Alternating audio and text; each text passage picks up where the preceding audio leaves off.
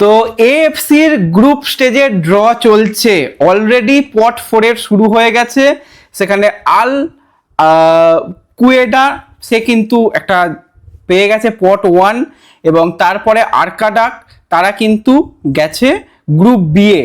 তো এবার কিন্তু আর দুটো দলের বাকি রয়েছে, তো দেখা যাক। সেখানে ইস্ট বেঙ্গল রয়েছে আর আল নাদা রয়েছে। তো গ্রুপ সিটা ভীষণ টাফ গ্রুপ। হয়ে গেল গ্রুপ সি এ, ভাই ইস্ট বেঙ্গল পড়ে গেল। এবং আমি তো চাইছিলাম গ্রুপ এতে পড়ুক, গ্রুপ এটা অনেক সহজ, কিন্তু ইস্ট বেঙ্গল যে গ্রুপে পড়েছে পরিসংখ্যান শুনলে মাথায় হাত হয়ে যাবে। যে গ্রুপে ইস্ট বেঙ্গল পড়ছে মানে ভীষণ ভীষণ একটা টাফেস্ট গ্রুপ সেখানে ইস্ট বেঙ্গল কিন্তু পেলো। এবং ও ইস্ট বেঙ্গলকে গ্রুপ ডি এ রাখা হয়েছে।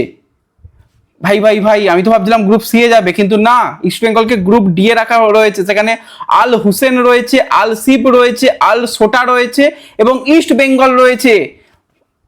দারুণ ব্যাপার, দারুণ ব্যাপার, কারণ আমাদের র্যাঙ্কিং অতটা ভালো নয়, ওদের দলের সঙ্গে আমাদের খেলা পড়বে না। তো সেই কারণে কিন্তু এখানে দল ইস্ট বেঙ্গল কিন্তু গ্রুপ ডি এ যে সমস্ত দলগুলো রয়েছে সেখানে বলে দিচ্ছি আল হুসেন রয়েছে, আল সোটা রয়েছে, আল সিব রয়েছে এবং ইস্ট বেঙ্গল রয়েছে গ্রুপ ডি এ। তো সমস্ত দলের মার্কেট ভ্যালুটাও বলে দিচ্ছি, জাস্ট একটুখানি ওয়েট।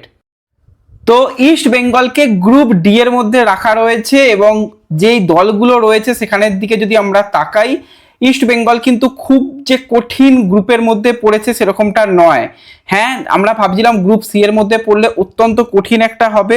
সেখানে ইস্ট বেঙ্গলে যে সমস্ত গ্রুপে ওয়েস্ট রিজিয়নের গ্রুপে রয়েছে সেখানে রয়েছে আল হুসেন। তো আল হুসেনের যদি আমরা কথা বলি, আল হুসেন তাদের কিন্তু জর্ডানের একটা দল, তাদের কারেন্ট মার্কেট ভ্যালু রয়েছে কিন্তু 46.6 CR, মানে 46 কোটি টাকা মার্কেট ভ্যালুর দল আল হুসেন, তারা জর্ডানের কিন্তু একটি দল রয়েছে। এছাড়া রয়েছে আল সোটা। তো আল সোটার দিকে যদি আমরা তাকাই, তো আল সোটার কিন্তু একটা ভালো দল, তারা ইরাকের দল। তো ইরাকের দল আল সোটা, তাদের কিন্তু বর্তমান মার্কেট ভ্যালু রয়েছে 61 কোটি টাকা। তো ইস্ট বেঙ্গলের প্রতিপক্ষ কিন্তু রয়েছে আল হুসেন, আল সোটা এবং রয়েছে আল সিব। তো আল সিবের যদি দিকে আমরা তাকাই, আল সিবের হচ্ছে একটা ওমানের দল, যেখানে আল সিবের কারেন্ট মার্কেট ভ্যালু রয়েছে কিন্তু 43 কোটি টাকা, এবং ইস্ট বেঙ্গল রয়েছে সেখানে ইস্ট বেঙ্গলের কারেন্ট যেটা মার্কেট ভ্যালু বলতে পারো সেটা মোটামুটি 35 কোটি টাকা। তো ইস্ট বেঙ্গল, আমি তো ভাবছিলাম যে গ্রুপ সি এ পড়া মানে শেষ, তো সেখানে যাই হোক গ্রুপ ডি এতে ইস্ট বেঙ্গল পড়েছে। এবং ইস্ট বেঙ্গলের প্রতিপক্ষ আরও একবার বলে দিচ্ছি, আল হোসেন, আল সিব, আল সোটা, তারা কিন্তু ইস্ট বেঙ্গলের প্রতিপক্ষ।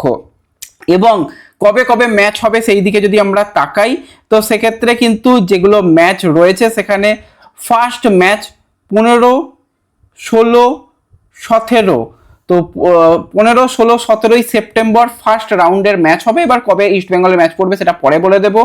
সেকেন্ড যেটা ম্যাচ রয়েছে সেটা হচ্ছে 13, 14, 15 অক্টোবর, এবং third match 27, 28, 29 October. Fourth match 3, 4, 5 November, এবং ফিফথ ম্যাচ থাকবে কিন্তু 24, 25, 26 নভেম্বর 2026। তো ইস্ট বেঙ্গল কিন্তু খুব কঠিন গ্রুপে পড়েনি।